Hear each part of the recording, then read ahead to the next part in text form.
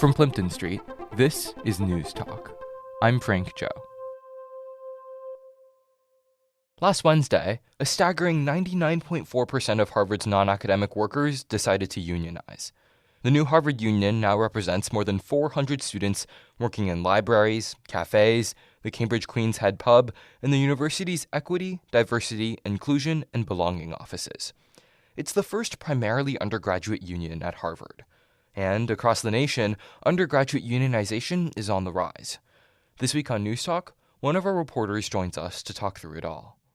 My name is Kettles, and I cover labor for the Harvard Crimson. Thank you so much, Cam, for joining us. Earlier last week, a group of undergraduate students voted essentially to form a union of undergraduate workers. I'm curious if you could talk us through what the results were. The election that happened last week was really the culmination of a much longer process. Last May, the union effort had their NLRB hearing with the National Labor Relations Board, and they determined the size of their bargaining unit, who was included. I think in this case, who wasn't included is also important. And they also decided that the election would take place now. The voting happened over 2 days. There were sort of two voting blocks in the morning and the afternoon, both days. And then as soon as it hit 4 p.m., they were counting ballots by hand. And they had representatives both from the union and from Harvard's Employee and Labor Relations Department there to watch. And it quite literally was someone counted, then someone counted a second time, and then they announced the results in person. The final result was 153 votes to 1 in favor of unionizing, and both sides agreed that was the final result. So zooming out a little bit, could we talk about why Harvard's undergraduate workers were interested in unionization in the first place? So the original movement came out of the student labor action movement, and they have a lot of concerns, one being general workplace stability. Do they know that, the workplaces are going to remain open? That was sort of a major concern that was brought up again and again. Another was that cafe workers are not able to receive tips. But I think across the board, there is the general sense that unionizing shouldn't be because there is some major grievance that couldn't be addressed otherwise. They believe that it is something that just should exist, period. And I actually think that is very consistent with the overall sentiment of young people when it comes to nationwide unionizing. Now that the official unionization effort has gone through the election, curious what campus reactions to this newly formed undergraduate workers union has been. I think there's a sense of momentum, both among undergraduates and also with building on what graduate students had already achieved.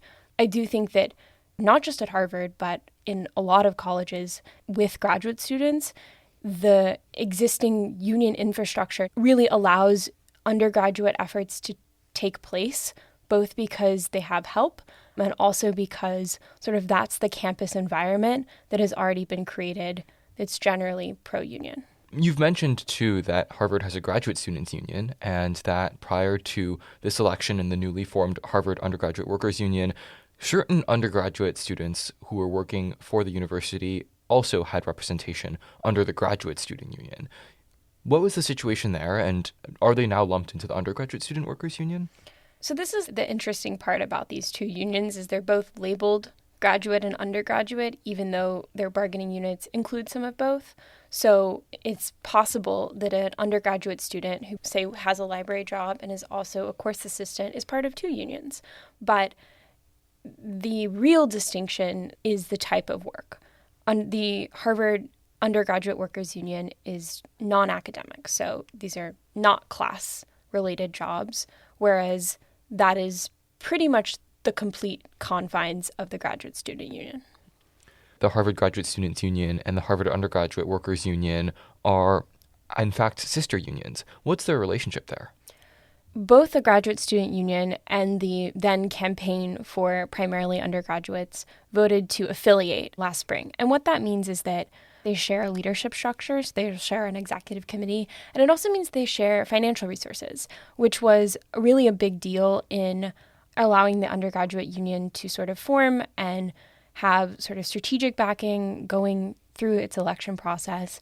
The financial structure and the executive committee, really, none of that really mattered before it had actually become a union. Now that is sort of combining a lot of the sort of collective power of the unions, but they are separate unions and will have separate contracts with the university.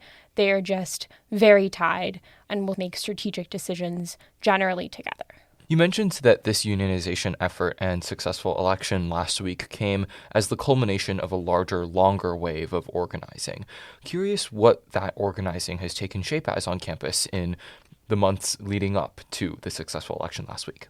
This specific union effort actually started in January and coincided with another campus union that launched publicly. That was the Harvard Academic Workers, and they are still attempting to represent non-tenure track faculty who went through a long process of first gaining public awareness, making people understand what they were doing, encouraging people to sign authorization cards, which is sort of the first step.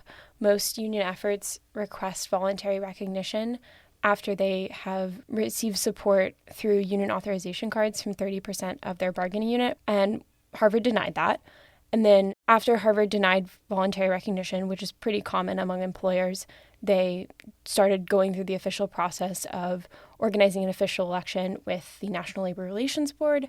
And really after that, it was just getting promises that people would vote and would vote for the union, which was generally successful. So you mentioned that the university had initially denied the undergraduate workers' request for voluntary recognition. Now that the undergraduate workers' union has formed, what's been the administration's response? The main thing that we look for once an election takes place and the union is ultimately successful is the university going to accept the results? In this case, the university has publicly stated very clearly that they're not going to challenge the results. They're willing to collectively bargain. So I don't think there's going to be any challenge from now until the bargaining does take place. Obviously, collective bargaining is its own process and can get pretty contentious. It has so in the past with the graduate students. But at this moment, there's not going to be a legal challenge that they face. So now Harvard has an undergraduate workers union, and this isn't just something contained to our university. It's a trend that's happened across the nation. I'm curious if you could talk to us a little bit about the wave of undergraduate unionization across the U.S. Unionizing efforts across the country are definitely noticing where this is happening in other places. Harvard wasn't even the only undergraduate union to unionize Wednesday. Organizers at the University of Oregon also won a union, and they had a much, much larger bargaining unit. But the effort by Harvard undergraduates is really part of a much larger trend, the most recent of which started in 2016 when student dining workers at Grinnell College in Iowa decided to unionize. In 2022, they decided to expand that unit to all undergraduates. And they were sort of the first in recent history, although there are definitely examples of undergraduate unionization going quite a bit far back. And I actually think Harvard was actually part of that broader trend way before the Harvard Undergraduate Workers Union came into existence, because course assistants and teaching fellows that are also undergraduates were already included in the Graduate Student Union when they first started bargaining. But really most undergraduates are not in those roles, and so they were unrepresented. But quite a few undergraduate bodies have unionized across the country or in the process of unionizing now. So we now have a slate of unions on campus, each representing a different block of the campus community. For students on campus who are looking to either understand unions or potentially join one themselves, what are the next steps that they can look to now in terms of looking ahead? For students that are covered in the current bargaining unit, whether they voted or not, there are sort of two big things to look out for. The first is that the new union will begin establishing what they're going to prioritize in bargaining, so what they're going to demand, what are their no compromise issues, and that will be established by a full unit bargaining survey, which will be obviously distributed to the entire bargaining unit. The second thing they're going to do is establish who will actually bargain. It's unclear right now between the two which they will do first, but those are both going to matter a lot for what representation bargaining unit members have. And I actually think adding new workplaces on is something that they say they're going to start now, but that process is going to be much longer. Thank you so much, Cam, for joining us to talk through Harvard's undergraduate student unionization efforts and the successful election and formation of an undergraduate workers' union last week. Thanks, Frank.